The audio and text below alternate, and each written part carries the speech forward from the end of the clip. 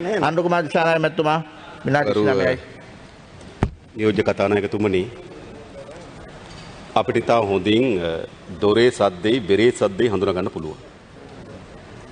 දැන් ජී.එල්. පීරිස් ගරු අමාත්‍යතුමාගේ නිශ්චිත ප්‍රශ්නයක් ඇහුවාම එතුමා එක එක ඒවාට තට්ටු කරනවා. හැබැයි තට්ටුවෙන් තේරුම් ගන්න පුළුවන් එක දොරේ සද්දේද බෙරේ සද්දේද කියලා. ඒ නිසා ඔබතුමා හිතුවාට ඒ තට්ටුව මොකද්ද කියලා හඳුනා ගන්න බෑ කියලා හඳුනා ගන්න පුළුවන්. ඔබතුමා නිශ්චිත වශයෙන් මේ පාර්ලිමේන්තුවට සහතිකයක් දෙන්නේ නැහැ. මෙම කෝප් සිටි කොමිෂන් සභාව මේ පාර්ලිමේන්තුවේ කෝප් සභාවට හෝ කෝපා සභාවට කැඳවිය හැකි බව. උද කියන්නේ නැහැ. ඒ නිසා ඔබතුමාගේ සද්දේ මඟහැර යාමේ සද්දයක්. වටේ යන සද්දයක්. එතරම්ට කියන්න තියෙනවා. ඒක හොඳයි මේ ප්‍රවේශයට ගරු කතානායක නියෝජ්‍ය කතානායකතුමනි. අපි මේ සාකච්ඡාවට බඳුන් කරනු ලබන්නේ අපේ රටේ හෙක්ටයාර් 446ක විශේෂයෙන්ම හෙක්ටයාර් 269ක් ගොඩ කරලා ඒකට අනුබද්ධ හෙක්ටයාර් 446ක බිම් කඩක් පිළිබඳව. ඒ බිම් කඩේ මේ වන විටත් රජයට අයිති හෙක්ටයාර් 62ක භූමියක්ද චයිනා හාබර් සමාගමට අයිති හෙක්ටයාර් 116ක භූමියක්ද ආසන්න වශයෙන් ගත්තොත් අපේ භූමිය වගේ දෙගුණයක්ද හෙක්ටයාර් 91කින් සමන්විත පොදු පහසුකම් සහිත භූමියක්ද තිබෙනවා. දැන් අපි මේ නීතිය සම්පාදනය කරන්න යන්නේ මේ භූමිය පිළිබඳව. ගරු නියෝජ්‍ය කතානායකතුමා අපි නීතිය සම්මත කරනවා මේ භූමිය පාලනය වන්නේ කෙසේද කවර ආයතනයකින්ද කියලා. ඒ වගේම අපි නීතිය සම්මත කරනවා මේ භූමියේ යටිතල පහසුකම් සංවර්ධනය කිරීම කාගේ වගකීමක්ද කියලා. අපි නීතිය සම්මත කරන්න යනවා මෙම භූමිය ඇතුලේ ක්‍රියාත්මක වෙන ආයෝජනයන් හෝ ව්‍යාපෘති සඳහා මූලික පහසුකම් සලසන්නා සහ නීති සහ රීති සම්පාදනය කරන්නා කවුද කියලා. අපි නීතියක් සම්පාදනය කරන්න යනවා මෙම භූමිය ඇතුලේ ක්‍රියාත්මක වන ආයතනයන් වලට කවර බදු සහන දෙන්නේද කවර බදු සහන ඉවත් කරන්නේද කොච්චර කාලයක් ලබා දෙන්නේද කියන කරුණ පිළිබඳව. අප නීතිය සම්මත කරන්න යනවා මෙම භූමිය ඇතුළට ගොස් යම් භාණ්ඩයක් මිලදී අරගෙන යලි මේ භූමියට ඇතුළත් වන්නේ නම් එම භාණ්ඩවලට කවර ආකාරයේ බදු පැනවිය යුතුද කියන පිළිබඳ නීතියක් සම්පාදනය කරන්න යනවා. සැබවින්ම ගත්තොත් වෙනම කලාපයකට අදාළ වෙන පරිදි නීති සමුදායක්. ඒ වගේම සමහර නීති වලින් බැඳීමක් තිබෙන අතර සමහර නීති මුළුමනින්ම අත්හැරීමක් සහ විශාල නීති ප්‍රමාණයක් මුළුමනින්ම ලිහිල් කිරීම. අපි දන්නවා මධ්‍යගත රාජ්‍යක පැවැත්ම තිබෙන්නේ එකක් ජනතාවගේ පරමාධිපත්‍ය නියෝජනය කරන පාර්ලිමේන්තුවේ බලය එම මධ්‍යගත රාජ්‍ය පුරාම විසිරී පවතිනවා නම් ඒ මධ්‍යගත රාජ්‍ය. එම පාර්ලිමේන්තුවේ විසින් සම්මත කර ලබන නීති ප්‍රතිපාදනයන් ඒ භූමිය පුරාම විසිරී තිබෙනවා නම් ඒ මධ්‍යගත රාජ්‍ය. එම මධ්‍යගත රාජ්‍යයේ ගරු නියෝජ්‍ය කතානායකතුමනි මේ භූමියේම සෑම පුරවැසියෙකුටම දෙන අයිතිවාසිකම් වලින් සමන්විත පුරවැසියන් සෑම තැනකම ඉන්නවා නම් ඒක මධ්‍යගත රාජ්‍යය. හැබැයි මේ පනතේ මොකද්ද හරේ තිබෙන්නේ? ගරු නියෝජ්‍ය කතානායකතුමා අපි මේ පනතෙන් හදනවා මේ පාර්ලිමේන්තුවට මධ්‍යගත නොවන පාර්ලිමේන්තුවෙන් සම්මත කොට තිබෙන පනත් 7ක් විශේෂයෙන්ම අපේ රටේ මූල්‍ය ශාස්ත්‍රවල වැදගත් වන ප්‍රධාන පනත් 7ක් මුළුමනින්ම යටත් නොවන භූමි ප්‍රදේශයක්. ඒ වෙලාව ඒ වගේම තවත් 14ක් අවශ්‍ය පරිදි ඒ කොමිෂන් සභාවට නිදහස් කිරීම සඳහා රෙගුලාසි සම්පාදනය කරන නීතිය. ඒකෙන් කියන්නේ මොකක්ද? මේ පාර්ලිමේන්තුව විසින් සම්පාදනය කරලාද නීතියට අනුගත නොවන කොටසක් ඒ තුල බිහි වෙනවා. ඒ වගේම නියෝජ්‍ය කතානායකතුමනි මහජනයාගේ මූල්‍ය පිළිබඳ බලය මේ පාර්ලිමේන්තුවට පැවරී තිබෙනවා. ඒ පාර්ලිමේන්තුවේ බලය පැවරී තිබුණේ ඕපපාතිකව සිටුවිල්ලකට නෙවෙයි. මේ මහජනයාගේ ධනය යනු භාණ්ඩාගාරයේ ධනය යනු මහජනයාගේ ධනය. අපේ රටේ 2 කෝටි 20 ලක්ෂයක් වන ජනතාවට අයිති ධනය. හැබැයි 2 කෝටි 20 ලක්ෂයකට මේ මුදල් බලාගෙන පරිහරණය කරලා කළමනාකරණය කිරීමේ බලයක් නැහැ. හැකියාවක් නැහැ. ඒ නිසා කරු නියෝජ්‍ය කතානායකතුමනි ජනතාව විසින් 225 දිනක් මේ පාර්ලිමේන්තුව තෝරාපත් කරලා එවලා තියෙන කුමක් වෙනුවෙන්ද? මේ මුදල් බලා ගන්න, මේ මුදල් කළමනාකරණය කරන්න, මේ මුදල් යොදවන්න. ඒ නිසා තමයි ආණ්ඩු ක්‍රම ව්‍යවස්ථාව 148 වන වගන්තිය නිශ්චිත ලෙස කියන ගරු නියෝජ්‍ය කතානායකතුමනි රටේ මූල්‍ය පිළිබඳ මූලික සම්පූර්ණ බලය පාර්ලිමේන්තුව සතු වන්නේ. ඒ නිසා අයවැයලේඛනයේ මුදල් වෙන් කළ යුතුයි. අයවැයලේඛනයේ මුදල් වෙන් කරන ආකාරය පිළිබඳව කවර ආකාරයෙන්ද වියදම් කිරීම පිළිබඳ පරීක්ෂා කිරීමේ බලයක් මේ පාර්ලිමේන්තුවට තිබෙනවා. අයවැයලේඛනයේ මුදල් වෙන් කිරීම පමණක් නොවේ. පරීක්ෂා කිරීමේ බලය. ඒ පරීක්ෂා කිරීම බලය තමයි කෝප් සභාවටත් පැවරී තිබෙන්නේ. දැන් තමුන්නාසලා මොකද කරන්නේ? මොකද කරන්නේ? ගරු නියෝජ්‍ය කතානායක පහුගිය කාලේ පුරාවටම කෝප් සභාව ඇතුළේ විශාල සංවාදයක් ආවා. ඒ සංවාදය තමයි ආණ්ඩුවේ මුදල්, මහජනගේ මුදල්, කවරව මුදල් ප්‍රමාණය යම් ආයතනක යොදවා තිබෙනවා නම් එම ආයතන කෝප් සභාවට ගෙනා හැකිද නැතිද කියලා විවාදයක් ආවා. ඒ අනුව ක්‍රිකට් පාලක මණ්ඩල විශාල තර්ක ගෙනාවා කෝප් සභාවට එන්නේ නැහැ කියලා. ඒ වගේම ශ්‍රී ලංකා එයාලයින් එක කාලයක් විශාල තර්ක ගෙනාවා කෝප් සභාවට එන්නේ නැහැ කියලා. නමුත් නීතිපතිවරයා විසින් නිශ්චිත ලෙස තීන්දුවක් ලබා දෙනු ලැබුවා මෙම මහජනයාගේ ධනය රුපියලක් හෝ තිබෙන ආයතනයක් තිබෙනවා නම් කෝප් සභාවට කැඳවිය හැකි බව. දැන් මම දැනගන්න කැමතියි. පාර්ලිමේන්තුවේ මූල්‍ය බලයත් එක්ක ඒ කෝප් සිටි නගරයේ ගැට ගැහෙනවා නම් මේ කෝප් සභාවට සහ කෝපා සභාව වෙත මේ ආයතන කැඳවිය යුතුයි. හැබැයි මේ කැඳවීමේ බලයක් නැහැ. කිසි අමතිවරයෙකුට දැන් නැගිටලා කියන්න පුළුවන්ද ඔබතුමා කියලා වැඩක් නැහැ. ඔබතුමා කියන විතර වළංගු නැහැ දැන් වළංගු කාලේ පහුවෙලා. ඒ නිසා එතුමාගේ වැඩක් නැහැ. මම මේ හරිද වළංගු කාලයක් තිබුණා. මා දන්න විශේෂම වාසුදේව නානායක්කාර මැතිතුමා කියන ගොඩක් දේවල් ඊටමත් වළංගු බලවත් කාලයක් තිබුණා. දැන් ගොඩක් අවලංගු වුණු අබලවත් කාලයක් ගොඩ නැගී තිබෙනවා. ඔව් මහත්මයා. රීති ප්‍රශ්නයක්. එතුමා ආණ්ඩුවෙන් ප්‍රශ්නයක් ඇහුවා. ආණ්ඩුව වෙනුවෙන් මෙතන ඉන්නවා කැබිනට් ඇමතිවරු 3 දෙනෙක් ඉස්සරහා පේලියෙම. එයින් එක්කෙනෙක් හැටියට මම නැගිටලා ආණ්ඩුව වෙනුවෙන් පිළිතුරක් දෙන්න හදනකොට එතුමා මට අපහාස කරමින් මගේ පිළිතුර වළංගු නැහැ කිව්වා. ඉතින් එහෙම කිව්වාම ඔබතුමාගේ ප්‍රශ්නේ අවංකභාවයක් නැති බවනේ පේන්නේ. ඔබතුමා වංකවයි ඒ ප්‍රශ්නය මතු කළේ. ඒකයි ඇත්ත. හොඳයි මන්ත්‍රීතුමා. ගරු කතානායකතුමනි වාසුදේව නානායක්කාර ගරු ඇමතුමා හදවතින් දෙන ප්‍රශ්නයයි අපේ පාර්ලිමේන්තුව හමුවේ ඉදිරිපත් කොට තිබෙන පාර්ලිමේන්තු නීති රාමුව අතර ගැටුමක් තිබෙනවා. ඒක තමයි මගේ තර්කය වුණේ. ඔබතුමා හදවතෙන් ප්‍රාර්ථනා කරනවා. ඔබතුමා හදවතෙන් ප්‍රාර්ථනා කරනවා මේක පාර්ලිමේන්තුවට ගෙන ආ යුතුයි කියලා. හැබැයි විශේෂම නීති සම්පාදනය පිළිබඳ විධිවත් බලවත් අත්දැකීමක් තියෙන ජීඑල්ගේ පිරිසමත්තුමාගේ නිශ්චිත ලෙස මේ ප්‍රශ්නය අවස්ථා ගණනාවකදී විමසුවත් ඒක ඉදිරිපත් නොකරේ ඇයි? ඔබතුමාගේ හෘද සාක්ෂි නෑ. ඔබතුමාගේ හෘද සාක්ෂිය ඔබතුමාගේ නීතිය නෙවෙයි. ඒ නිසා කරු නියෝජ්‍ය කතානායකතුමනි මේ සඳහා අපි අවසන් කරගමු. ඒ නිසා කරු නියෝජ්‍ය කතානායකතුමනි මේ නිශ්චිත වශයෙන් එවැනි පාර්ලිමේන්තුවේ මූල්‍ය බලයෙන් ඉවත් වෙන පළාතක් බවට පරිවර්තන වෙනවා ආකාර ගණනාවකින්. ඒ වගේම මෙතෙක් ආයෝජන මණ්ඩලයේ ගොඩනැගෙන ආයෝජන කලාප තිබුණා. හැබැයි කිසිදු ආයෝජන කලාපයක ගරු නියෝජ්‍ය කතානායකතුමනි කිසිදු නේවාසික පුරවැසියෙක් නැහැ. ආයෝජන කලාපයක් තිබෙනවා. එළිය කට්ටිය ඉන්න අතුළු ගිහලා රස්සාව කරලා ගෙලේ ගෙදර එනවා. හැබැයි මේක විශේෂයක් තිබෙනවා. මෙම කලාපය ඇතුළේ නේවාසික පුද්ගලයන් ඉන්නවා. මම දැනගන්න කැමති එහි නේවාසික පුද්ගලයන් ශ්‍රී ලාංකික පුරවැසියන් පමණක්ද? නෑ. ගරු නියෝජ්‍ය කතානායකතුමනි එහෙම වන්නේ නෑ. ඒ නිසා ශ්‍රී ලංකාවේ පුරවැසි භාවයට යටත් නොවන පුරවැසින් කණ්ඩායමක් එහි නිර්මාණය වෙනවා. එය බොහෝ විට චීන ගහණය වෙන්න පුළුවන්. ඒක ඇත්ත. ඒ නිසා ඒ වගේම ශ්‍රී ලාංකික පුරවැසියන් ප්‍රමාණයකුත් ඇති හැකි ඒවතන ඇති වෙන්න පුළුවන්. හැබැයි ගරු නියෝජ්‍ය කතානායකතුමනි දැන් මේ පළාත පාලනය වෙන කාගෙන්ද? එම පළාත ඇතුළේ ශ්‍රී ලාංකික පුරවැසියන් ඉන්නවනම් ඒ පුරවැසියන්ට යම් ප්‍රාදේශ සභාවක් සහ නගර සභාවක් සඳහා ඡන්ද බලය ලබා දීමේ අයිතිය තිබෙනවා.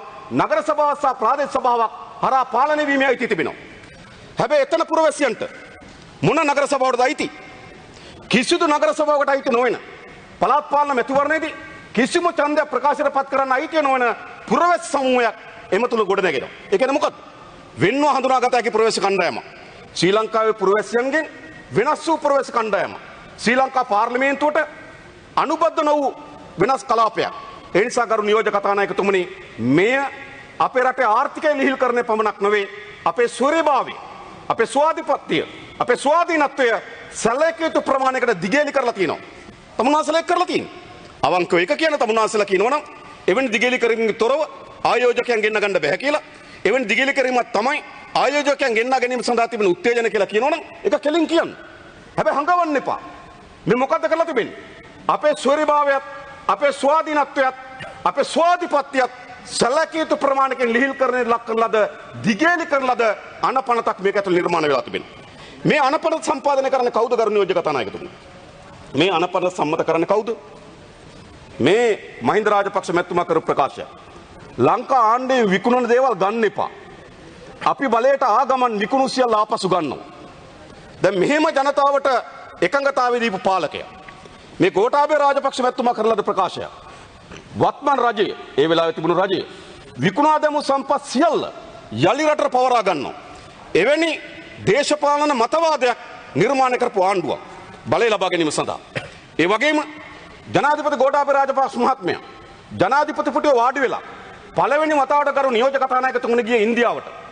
ඉන්දියාවට ගිහිල්ලා ඉන්දියාවේ මාධ්‍ය ආයතනයක් එක්ක කරපු සාකච්ඡාවකදී ප්‍රකාශ කරා හම්බන්තොට වරාය විකිණීම වැරද්දක්. ඒ ගිවිසුම විශාල වැරදි ගණනාවක් තිබෙනවා. එම වැරදි එතුමන් නිවැරදි කරන බව ප්‍රකාශ කරා. මේ ගිහිල්ලා කිව්වා ඉන්දියාවට ගිහින්. ඡන්දය අවසන් වුවාම පළමු සංචාරය ඉන්දියාවට සහ මේ වන විට එකම සංචාරය. ඒ සංචාරයේදී එතුමා කියනවා හම්බන්තොට වරාය විකිණීම වැරදි, ඒක සංශෝධනය කරනවා. හැබැයි සති දෙකකට පසුව නැවත මොකද්ද කියන්නේ?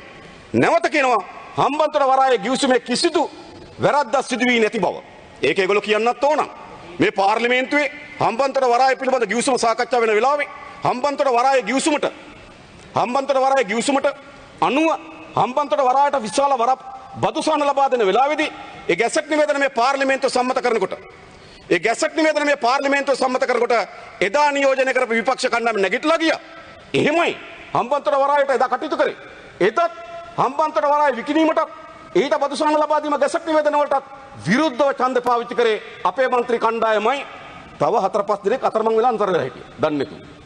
5 ඔය ජනක් වක්කුඹුරේතුළු. එහෙමයි ඡන්දෙ දුන්නේ. එදා හම්බන්තොට වරාය විකිණීමට විරුද්ධව මේ පාර්ලිමේන්තුවේ කිසිදු රාජපක්ෂවරයෙක් කතා කරලා තියනවද? පුළුවන් නම් කියන්න. මේ පාර්ලිමේන්තුව කතා කරලා තියනවද? නැහැ. ඒ නිසා කරු නියෝජක කතානායකතුමනි මේ දේශපාලන ව්‍යාපෘතියක් වගේම යම් පෞලක ව්‍යාපෘතියක්. එයි මම එහෙම කියන්නේ. මේ පැත්තෙන් මේ කණ්ඩායම ඉන්නකොට අනිත් පැත්තෙන් ඉන්නේ කවුද? අනිත් පැත්තෙන් කරු නියෝජක කතානායකතුමනි ඉන්නේ චයිනා හාබර් සමාගම.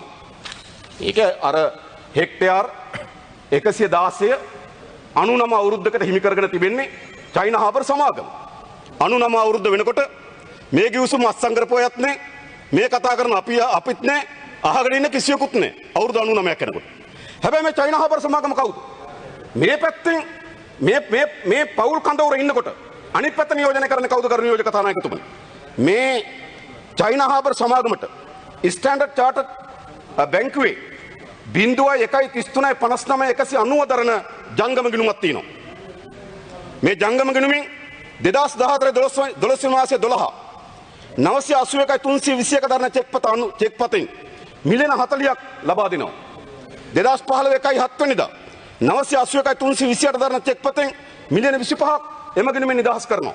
2015 දෙවනිදා 981,333 දරන චෙක්පතෙන් රුපියල් මිලියන 25ක් නිදහස් කරනවා.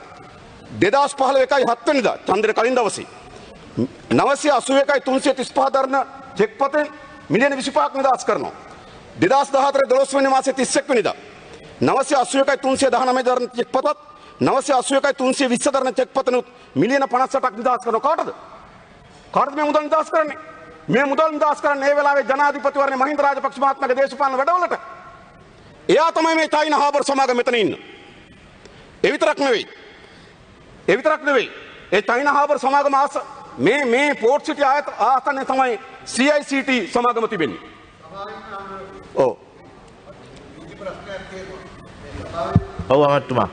වාස්තව අමාත්‍යතුමා. ඔවුන්ගේ මේ සභාවේ මන්ත්‍රීවරයෙකුට විරුද්ධව ඔවුන්ගේ යම් කිසි වැරදි ක්‍රියාකලාපයක් ගැන වංචනික ස්වභාවයක් මතු කරන මෙතන සඳහන් කරන්න බෑ යෝජනාවක් අනුව ඇර. ඒකට වෙලා ඒ නිසා මං කියන්නේ එතුමාගේ කතාවේ එහෙම කියාගෙන යන එක කාලේ. ඉතින් ඔබතුමා කියන එකේ යම් රීති ප්‍රශ්නයක් තියෙනවා. හැබැයි අපි බලන්න ඕනකම තියෙන වැඩේ ඇත්තද නැත්තද කියලා. හැබැයි මම සතුට වෙන වාසුදේව නානායක්කර මහත්මයා වාසුදේව නානායක්කාරය මහත්මයා කිසිසේත්ම මේ වැඩේ වැරදි කියලා කියන්නේ. මේ මම කියපු තොරතුරු වැරදි කියලා කියන්නේ. ඒක නම් මම එතුමාට ස්තුතිවන්ත වෙනවා. එතුමා චයිනා හාබර් එකේ නෙමෙයි ඔබතුමා මෙන්න මෙතන අගමැතිතුමගෙන් අහන්න. මෙන්න මෙතෙන්ට ගිහිල්ලා හවස එනවා ඡන්ද දෙන්න. හවස එනකොට ඡන්ද දෙන්න ගරු නියෝජ්‍ය කතානායකතුමා මේ වාර්තාව මම විතරක් නෙවෙයි ඇමරිකන් එක්සත් ජනපදයේ නිව්යෝක් ටයිම්ස් වාර්තාවේ මිලියන 7.3ක් ලබා දුන්න බව වාර්තා වුණා. ඒ වෙලාවේ ගරු අග්‍රාමාත්‍යවරයා පාර්ලිමේන්තුවට රටට ප්‍රකාශ කරා නිව්යෝක් ටයිම්ස් එකට විරුද්ධ නඩු දානවා කියලා. අපි බලන් හිටියේ නඩු දානකම්. නඩු දාන කවුද? නඩු දාන්න පුළුවන්ද එහෙම? ඒ නිසා ගරු නියෝජ්‍ය කතානායකතුනි ඊළඟ දැන් උන മന്ത്രിවරයෙක් ගැන නෙවෙයි මේ ඒතර ප්‍රශ්නයක් නෑනේ. CICT සමාගමෙන් කාටද දෙන්නේ? CICT සමාගම තමයි චීනේ දකුණු කොළඹ වරාය සංවර්ධනය කිරීම බාරගත් සමාගම. ඒ සමාගමෙන් මොකද වෙන්නේ? ඒ සමාගමෙන් 1,94,10,000 දෙනා කාටද? ගිණුම් චෙක්පත් අංකය 594,191 කාටද දෙන්නේ? කාටද දෙන්නේ? කාටද? පුෂ්පා රාජපක්ෂ පදනම. කවුද මේවා? දැන් අතර කවුරු අතරද මේ ගනුදෙනු තියෙන්නේ? මේ පෝර්ට් සිටියත් එක්කද සම්බන්ධ වෙලා තියෙන. හෙක්ටයාර් 162කට 99 අවුරුද්දකට හිමිකම් කියන. අද මේ පාර්ලිමේන්තු සම්මත කරලා දෙන්න හදන. මේ නීතියේ වැඩි බලයක් හිමි වෙන මේ සමාගම කවුද? මේ සමාගම තමයි කෝටි ප්‍රකෝටි ගණන් මේ රටේ දේශපාලන චෞර්යය නිර්මාණය කිරීම සඳහා මා දන්න සමහර හාමුදුරන් මහන්සියලාට ලබා දීලා තිබුණා මා දන්න කරුණු ටික තනගතුමනි. එහෙම එකක් මේක. ඒ නිසා මේක පාරිශුද්ධත්වය ගැන නෙමෙයි. මේ නීතිය පිළිබඳ ප්‍රශ්න නෙමෙයි. මේක ඇතුළේ තියෙන ඉතාමත් යට කැත වර්ගයේ ගනුදෙනු.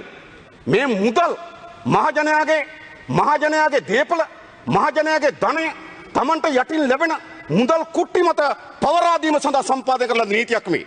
මම අහනවා මේ පාර්ලිමේන්තු නියෝජනය කරන മന്ത്രിවරුන්ගේ එක් කණ්ඩායමකට එක පවුලකට සමාගමක් විසින් මහා ධනයක් ලබා දීලා ඒ සමාගමට ඕන පරිදි පාර්ලිමේන්තු නීති සම්පාදනය කරලා දෙන්න අත උස්සලා දෙන්න තමුනාසලා මේ පාර්ලිමේන්තුව නියෝජනය කරන්නේ මොකටද?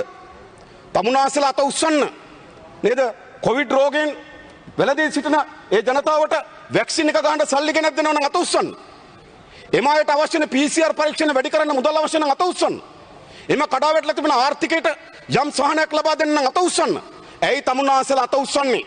මෙවැනි කළු යටි ගනුදෙනු වලින් පිරිච්චි සමාගමකට අවශ්‍ය වන පරිදි බලතල ලබා දීම සඳහා අවශ්‍ය නීතියකට අත උස්සන්නේ තමුන්වහන්සේලා. මම අහන්නේ එච්චරයි. ඒ විතරක් නෙමෙයි කරුණීය කතාවයි. ලංකාවේ පළවෙනි වතාවට මේ සමාගම ගැන මොකද්ද කියන්නේ? ගරු නියෝජ්‍ය කතානායකතුමනි ලංකාවේ පළවෙනි වතාවට අපේ රට කිසිදු ආයතනයක් හෝ මණ්ඩලයකට කිසිදු පනතක් ගරු නියෝජ්‍ය කතානායකතුමනි ඔවුන් ශ්‍රී ලාංකිකයන් විය යුතු කියලා සඳහන් කරන්නේ නැහැ. එයි කුසිකර්ම දෙපාර්තමේන්තුවේ පනත සම්මත කරනකොට ඒකට අධ්‍යක්ෂ ජෙනරාල්වරයෙක් ඉන්නවා. කොතනකවත් ලියන්නේ ඔහු ශ්‍රී ලාංකිකයෙක් විය යුතුයි කියලා. ඇයි එහෙම නොලියන්නේ? එහෙම නොලියන්නේ මේ පාර්ලිමේන්තුව සම්මත කරන්නේ මේ රටේ පුරවැසියන් වෙනුවෙන් නීතිය. හැබැයි ඒ හා සමාන ලෙසම මේ පනතට ඇතුළත් කරා 5 දෙනාගේ සිට 7 දෙනෙක්ගෙන් කොමිසමක් පත් කරනවා කියලා. හැබැයි ඒක තිබුණේ ශ්‍රී ලාංකිකද විදේශිකද කියලා තිබුණේ නැහැ. හැබැයි මේක ඉතාමත් යටි ගනුදෙනුවක් තියෙන බව අපි දැනගෙන හිටියා. ඒ නිසා සමාජයේ ප්‍රශ්නයක් ඇහුවා මේ අය ශ්‍රී ලාංකිකයන් පමණක්ද කියලා. ඒ සමාජයෙන් ආපු ප්‍රශ්නේ. මේක හිතාමතා ඇතුල් කරේ. මොකද හැම පනතකම සාම්ප්‍රදායික ලෙස ඇතුල් වෙන්නේ ඕක තමයි. ආයතනයක් ගොඩනගෙනවා. ආයතන නිලධාරි මණ්ඩලය ගැන කියනවා. ඒගොල්ලන්ට වගකීම් කියනවා. හැබැයි කිසිදු පනතක ඒ නිලධාරීන් කවුද? ඒගොල්ලෝ ශ්‍රී ලංකා පුරවැසියන් විය යුතුද කියලා සඳහන් කරන්නේ නැහැ. හැබැයි ඒගොල්ලන්ගේ සුදුසුකම් ගැන කියනවා. ඒකට අපි නිකන් හිතුවොත් මේ පනත ගැන ඒ විදිහට තමයි දකින්න පුළුවන්. හැබැයි කරු නියෝජ්‍ය කතානායකතුමනි මේ පනත තිබුණු යටි දේවල් දිහා බලපුවම අපිට සැකයක් හිතුණා මේ ශ්‍රී ලාංකිකයන්ගෙන් විතරක් සමන්විත වෙන්නේ නැහැ කියලා. ඒ නිසා මේ ප්‍රශ්න විමසුවාට පස්සේ අධිකරණයේදී විශේෂයෙන්ම අධිකරණ අමාත්‍යාංශයේ නීතිපතිතුමා විසින් ගිහිල්ලා අධිකරණයට කියා හිටියා බහුතරය ශ්‍රී ලාංකිකයන් කියලා. බහුතරය. ඒ කියන්නේ මෙහි සමාජිකයන් 7ක් වෙනවනම් 4 දෙනෙක් ශ්‍රී ලාංකිකයන් 3 දෙනෙක් විදේශිකයන්. චීනෙන් වෙන කවුරුත් නෙමෙයි. 4න් 3ක්. දැන් අවසන්දී සභාපතිවරයාක් දානවා. කමක් නැහැ. සභාපතිවරයා ඇතුළු 4 දෙනෙක් ශ්‍රී ලාංකිකයන් 3 දෙනෙක් විදේශිකයන්. හැබැයි මේ 4 දෙනා පූර්ණ ශ්‍රී ලාංකිකයින්ද? මුන් දිත්ත ප්‍රවේශයන් නොවනවා කියලා සාහිත්‍යකේ මොකද්ද? මේ 4 දෙනා දිත්ත ප්‍රවේශයන් වීම ඉඩක් තියෙනවා. ඕන චීනෙකුට යම් කාලයක් ඉඳලා දිත්ත ප්‍රවේශ භාවය අරගෙන මුළු සභාවෙම බල ගන්නත් පුළුවන්. ඇයි එහෙම ඒ පැත්තටම හිතන්නේ ඒ තරම් යටි ගනුදෙනු මේ පනත ක්‍රියාත්මක කිරීම සඳහා මේ ආයතනයත් මේ රටේ මහජන නියෝජිතයන්ටත් සමහර දේශපාලකයන්ටත් සමහර පවුල් වලටත් මුදල් වියදම් කරලා තියෙනවා. ඒ නිසා සාධාරණ සැකය හම්බෙනවා. ඒ විතරක් නෙවෙයි කරුණු නියෝජක කතාවනේ. මම අහනවා මේ රටේ ගොඩනැගෙන මොන කොමිෂන් සභාවේද? විදේශිකයන්ට අවස්ථාවක් නිර්මාණය කරේ මොන කොමිෂන් සභාවේද? මොන දෙපාර්තමේන්තුවේද විදේශිකයන්ට කෝටා එකක් වෙන් කරලා තියෙන්නේ? ලංකාවේ පළවෙනි වතාවට අපි විදේශිකයන්ට කෝටා එකක් වෙන් කරනවා. ඒ කියන්නේ මෙම කොමිෂන් සභාවේ බහුතරය ශ්‍රී ලාංකිකයන් විය යුතුයි. ඒ කියන්නේ අනිත් අය විදේශිකයන් විය හැකියි. දැන් විදේශිකයන්ගේ සමන්විත මේ කොමිෂමට දෙන බලය මොකක්ද? මේ කොමිෂමට දෙන බලයක් මොකක්ද? මේ පාර්ලිමේන්තුව සතුවේ තිබෙන බලතල වලින් ප්‍රමාණිකුත් කොමිෂන් සභාවට පවරනවා. සාමාන්‍යයෙන් අපි දන්නවා ඕනෑම ආයෝජනයක් ගෙන්වා ගැනීම සඳහා මෙතෙක් ආයෝජන මණ්ඩල පනත තිබෙනවා. ඒ වගේම අපි ස්තුතිවන්ත වෙන 2008 බැසිල් රාජපක්ෂ මහත්මයා මේ පාර්ලිමේන්තුවේ සම්මත කරා ක්‍රමෝපායක සංවර්ධන පනත ඕනෑම ව්‍යාපෘතියක් වෙනුවෙන් මේ ක්‍රමෝපායක සංවර්ධන පනත හරහා බදු සහන ලබා දෙන්න පුළුවන්. අපිට මතකයි සංගිලා ව්‍යාපෘතිය ආපු වෙලාවේ ක්‍රමෝපායක ව්‍යාපෘතියක් ලෙස නම් කරලා ගැසට් එකක් ගැහුවා. ඒකට බදු සහන ලබා දුන්නා. බදු සහන කොච්චරද? අවුරුදු 15ක් යනතේ කිසිදු බද්දකට යටත් නැහැ. තව අවුරුදු 13ක් බදු වලින් 50%. ඒ කියන්නේ අවුරුදු 28ක් බදු සහන ලැබෙන ගැසට් නිවේදනයක් මේ පාර්ලිමේන්තුව අනුමත කරා. හරිද වැරදිද වෙනම එකක්. හැබැයි පාර්ලිමේන්තුවට ආවා. හම්බන්තොට වරාය විකුණුණාට පස්සේ ආයෝජන ප්‍රවර්ධන අමාත්‍යවරයා විසින් එය ක්‍රමෝපායක සංවර්ධන ව්‍යාපෘතියක් ලෙස නම් කරා. නම් කරාට පස්සේ ඒකට බදු සහන ගෙන මේ ගැසට් එකට පාර්ලිමේන්තුවට ගෙනාවා. ඒක අවුරුදු 28ක් වනතෙක් බදු සහන දෙන්නත් තව අවුරුදු 15ක් අදාළ බදු වලින් 50%ක් අය කරගන්නත් අවුරුදු 43ක බදු සහන දුන්නා. මට මතකයි මේ වෙලාවේදී මම පාර්ලිමේන්තුවේ කිව්වා අගමැති රනිල් වික්‍රමසිංහ ප්‍රාර්ථනය නෙවෙයි. නමුත් ඒ අවුරුදු 43 පූර්ණ බද්දක් ගන්නකන් ජීවත් වෙන්නෙත් නැහැ කියලා. ඉතින් එහෙම බදු සහන දුන්නා මේ. ඒක ඇත්ත. එහෙම බදු සහන දුන්නා. හැබැයි බදු සහන දුන්නට මොකද වෙලා තියෙන්නේ? ඒ හැම එකක්ම පාර්ලිමේන්තුවට ආවා. මේ රටේ ජනතාව දැනගත්තා. ඒක තමයි ක්‍රමෝපායක සංවර්ධන පනතේ තියෙන වැදගත්කම. හැබැයි තමුන්නාසල මොකද කරන්නේ? ක්‍රමෝපායක සංවර්ධන පනත මෙම බල ප්‍රදේශයට අදාළ නොවන පනතක් බවට පරිවර්තනය කරනවා. ඒකට මොකද? මේ කොමිෂන් සභාවට ගරු නියෝජ්‍ය කතානායකතුමනි මේ කොමිෂන් සභාවට පූර්ණ බලයක් නිර්මාණය කරනවා අවශ්‍ය වෙන බදු සහන ලබා දීම වෙනුවෙන්. සාධාරණද? විදේශිකයන්ගෙන් සමන්විත 3 දෙනෙක් බදු සහන ලබා දෙන්නේ මොනවද කියලා තීන්දුව කිරීමේ බලය මෙම පළාත ඇතුළත ක්‍රමෝපායක සංවර්ධන පනත ක්‍රියාත්මක නොවීමට අදාළ වෙන වගන්ති තමුන්නාන්සේලා ඇතුළත් කරලා තිබෙනවා. ඒ නිසා තමයි ගරු නියෝජ්‍ය කතානායකතුමා නැවත කියන්නේ මේ අපේ සූරීත්වයත් අපේ ස්වාධීනත්වයත් අපේ ස්වදිපාත්වයත් යම් කොටසක් අත්තරීමක් දිගේලි කිරීමක් පවරා දීමක් ලීල් කිරීමක් මේක ඇතුළේ තිබෙනවා. ඊළඟ තමුන්නාන්සේලා හැමදාමත් කියන කතාව තමයි මේක ආර්ථික හැරවුම් ලක්ෂ්‍යය. ඕක ගොඩක් කියනවා. හැබැයි ගරු ගෝඨාභය රාජපක්ෂ මැතිතුමා මේ පාර්ලිමේන්තුව අමතලා මේ සභාව විවෘත කරපු අවස්ථාවේදී ඒ ආරම්භක අවස්ථාවට එතුමා ආර්ථික දැක්මක් ඉදිරිපත් කරා. මම මේ ආර්ථික දැක්ම මුළුමනින්ම කියෙව්වා. ඒ ආර්ථික දැක්මේ කොතන කොහොම මේ වරාය නගරය ගැන තියෙනවද කියලා.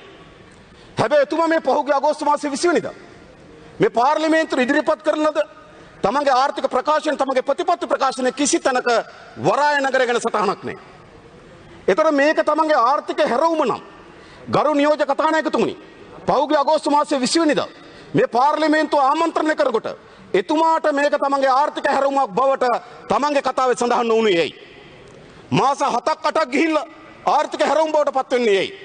ඒක නන් කවරක් නෑ ගරු නියෝජ්‍ය කතානායකතුමනි. මේක ශ්‍රී ලංකා ආර්ථිකයේ උපාය මාර්ගයේ කොටසක් නෙවෙයි.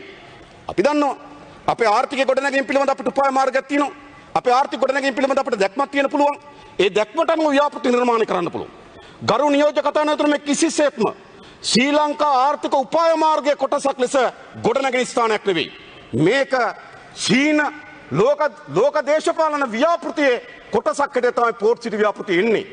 ඒ නිසා ගරු කතානායකතුමනි අපේ ආර්ථික න්‍යාය පත්‍ර එකක් නොවේ චීන භූදේශපාලනේ. උන්ට තිබෙනවා යුදමය සලස්මක් තිබෙනවා. උන්ට ආර්ථිකමය සලස්මක් තිබෙනවා. උන්ට දේශපාලනමය සලස්මක් තියෙනවා. මා ඒකත් එක හැප්පෙන්න යන්නේ නැහැ. අපි හිතනවා සාපේක්ෂව ගත්තොත් ලෝකේ බල තුලනක් තියෙන එක හොඳයි. තනි කෙනෙක් අතට මුළු බලය සංකේන්ද්‍රගත වෙන එක වැරදි.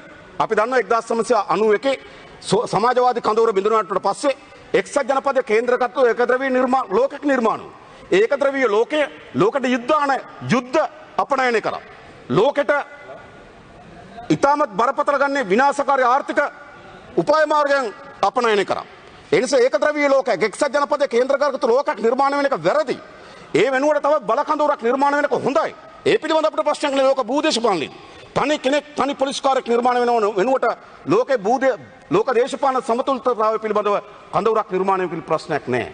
හැබැයි නියෝජක කතානායකතුමනි අපිට ප්‍රශ්න තිබෙන්නේ අපි කවර හෝ කඳවුරක ඉතාමත් ලෙන්ගතු කිට්ටුතම න්‍යායක් බවට පත් වෙන එක. යටත්වසිය බවට පත් වෙන එක. මෙතරයි ප්‍රශ්න තිබෙන්නේ. අපි දන්න අපි කුඩා ආර්ථිකයක් තියෙන රටක්. පරිධියේ පිහිටි රටක්. වර්ග කිලෝමීටර් 65610ක මිලියන 21ක් 22ක් පමණ ජීවත් වෙන කුඩා ජනගහනයක් තියෙන රටක්. කුඩා ආර්ථිකයක්. ගරු කතානන් මේ ආර්ථික ඉතාම කුඩායි. බිලියන 80යි දල ජාතික නිෂ්පාදිතය. ඉතාමත් කුඩායි. ඒක පුද්ගලික ආදායම ඩොලර් 4000ට අඩුයි. සිංගප්පූරු ගත්තොත් 58000යි. අපිට හිතා ගන්න පුළුවන් අපි කුඩා රටක් කුඩා ආර්ථිකයක්. તો අපි කොහොමද මේ ලෝකේ නිර්මාණය වෙමින් තිබෙන බල කඳවුරේ ගොදුරු බවට පත් නොවි අපේ උපාය මාර්ග සකස් කරගන්නේ. ඒක අතිශය වැදගත්. ඒක මේ මොහොතේ ඉන්න පාලකයන්ට නෙවෙයි ගරු කතානායකතුමනි. මේ මොහොතේ තියෙන මව්බිමට පමණක් නෙවෙයි. අපේ අනාගත මව්බිමේ ආරක්ෂිතාවටත් අපේ උපන් දරු පරම්පරාවගේ ආරක්ෂිතාවටත් අපේ එම ප්‍රතිපත්ති අතිශය වැදගත්. හැබැයි තමුන්නාසලගේ ප්‍රතිපත්තිය මොකක්ද? තමුන්නාසලට එහෙම විදේශ ප්‍රතිපත්තියක් තිබ්බද? මම උදාහරණ ගණනාවක් කියන්නම් ගරු නියෝජක කතානායකතුමනි. නොරොච්චලේ බලාගාරයේ ටෙන්ඩර් කැඳවීමෙන් ආව ඉන්දියානු සමාගමකට. ටෙන්ඩර් කැඳවලා ආව ඉන්දියානු සමාගමට. ඉන්දියානු බලක් ශක්ති සමාගමට. මොකද කරේ? ටෙන්ඩරේ අවලංගු කරලා චීන සමාගමට දුන්න එදා රාජපක්ෂ පාලනය. ඒකේ ප්‍රතිඵලය බවට පත් වුණේ මොකද? ඉන්දියාව තර්ජනය කරලා කිසිදු ටෙන්ඩර් කැඳවීමකින් තොරව අපිට අවාසනාවගත ලෙස විශාල පාරිසරික හානික සහිත සාම්පූර් බලාගාරය දෙන්න වුණා. ඇයි මේ අනීතික ලෙස ලබා දීම මේ වැඩිලෙන්ගතු කීමක් පෙන්වීම අනිවාර්යයෙන්ම සාම්පූර් ලබා දෙන්න ඕන. විනාඩි 2යි මන්ත්‍රීතුමා. ඒ නිසා කරු නියෝජක කතානායක අවසන් වශයෙන් මා කියන්නේ කාලේ නැති නිසා මේක නිකන් වත්ත බද්දටදී ඇස්සට දත නියවනවා වගේ වැඩක්. අපි ඉතිහාසයේ තියෙනවා හොඳ වතු හිමිකාරේ ධාන්‍ය ධනෙන් සම්පූර්ණ වෙච්ච හාමු මහත්තයෙක් හිටියා. ඒ හාමු මහත්තයා ඒ ධනය සියල්ල විනාශ කරලා අවසානයේදී ඒ වත්ත දෙනු බදු දෙනු ලැබුවා නාගරික පුරවැසියෙකුට. දැන් ඔහුගේ ආදායම අහිමි වී තිබෙනවා. ජීවත් වෙන මාර්ගයක් නැති වී තිබෙනවා. ඔහුට බඩගින්න ඇවිලී තිබෙනවා. ඔහු මොකද කරන්නේ? අර බදු දීප වත්තේ වැටායිනට වෙලා කුරුම්බ ගෙඩියක් දෙනකම් බලාගෙන ඉන්නේ. ඒක ඇතුලේ කුරුම්බ කපනවා. කුරුම්බ පානය කරනවා. කුරුම්බ මදේ ගලවන්න ඇස්ස කපනවා. ඉතින් මොකද කරන්නේ? වත්ත බදු දීලා ඇස්සට දත නියමනියව ඉන්නවා. මේක තමයි වෙන්නේ. ගරු නියෝජක කතාවට මතක තබා ගන්න. අපි වර්ග කිලෝමීටර් 65610ක විශාල ඛනිජ සම්පත් වලින් ගහන රාජ්‍යයක්. ලෝකේ ඉතාමත් වැදගත් වෙළඳ ගමන් මාර්ගයේ පිහිටු රාජ්‍යයක්. ඉතාමත් ලෝකේ කරන් කර හැප්පෙන්න පුළුවන් විශාලතම මානව සම්පතක් තියෙන රාජ්‍යයක්. අපේ රට වගේ අටගුණයක මහමුදක් තියෙන රාජ්‍යයක්. මේ රටේ මේ සම්පත්, මේ රටේ මේ මානව සම්පත ඉතා හොඳින් කළමනාකරණය කරලා ලෝකයේත් එක්ක ඉස්සරහට එන ආර්ථික සලස්මක් ඉදිරිපත් කරගන්න 77 අවුරුද්දත් 73 අවුරුද්දත් සසමත් වී තිබෙනවා. මේ අවසන් අසමත් වීමේ ප්‍රතිඵලය මොකක්ද? 2020 වසර බැලුවොත් ආණ්ඩුවේ ණයපොලි වාරිකය බිලියන 1931ක් වෙනකොට බිලියන 1931යි ආණ්ඩුවේ ණයපොලි වාරිකය. ආණ්ඩුවේ ආදායම බවට පත් වෙලා තිබුණේ බිලියන 1383යි. 2020 තමුන්නාන්සලට බිලියන 580ක් ණය ගෙවන්නත් ණයට ගන්න සිද්ධ වුණා. තමුන්නාන්සලා 2000 ගරු අවසන් කරන නියෝජක කතානායක 2020 වසරේ 1948 සිට 2005 දක්වා ඒ ගත වෙච්ච වසර අවුරුදු 48 ඉඳන් 2005 දක්වා අවුරුදු 57 කාල පරිච්ඡේදෙම අපි ණය ආරන් තිබුණේ ට්‍රිලියන 2.2ක් වගේ. හැබැයි අපහුගේ 2020 වසරේ විතර අපේ ණය පංගුව වැඩි කරගෙන තිනවා ට්‍රිලියන 2.2කින්. අපි විශාල ණය කන්දක හිර වුණු ආර්ථික කඩාවැටුණු රාජ්‍යයක් නිර්මාණය වී තිබෙනවා. තමුන්නාසල හැමදාමත් මේ පාර්ලිමේන්තුවේ ආර්ථික හැරවුම් ලක්ෂ තියෙනවා. අපි සතුටු වෙන්න ඕන මේ පාර්ලිමේන්තුවේ මේ බිත්තිවලට කන් නැති එකට. මේ බිත්තිවලට පණ නැති එකට. මේ බිත්තිවලට කන් තියෙනවා නම් පණ තියෙනවා නම් මේ පාර්ලිමේන්තුවේ ආර්ථික හැරවුම් පිළිබඳව ආර්ථික සමෘද්ධිය පිළිබඳව ඒ වචන ඒ ආකාරයෙන්ම අදත් මුමුණනකොට මේ බිත්ති කොක් කඩලා hina වෙනවා. එහෙමයි කරු නියෝජක කතානායකතුමා. බොහොම ස්තුතියි මේ අවස්ථාව ලබා දුන්නාට. ස්තුතියි.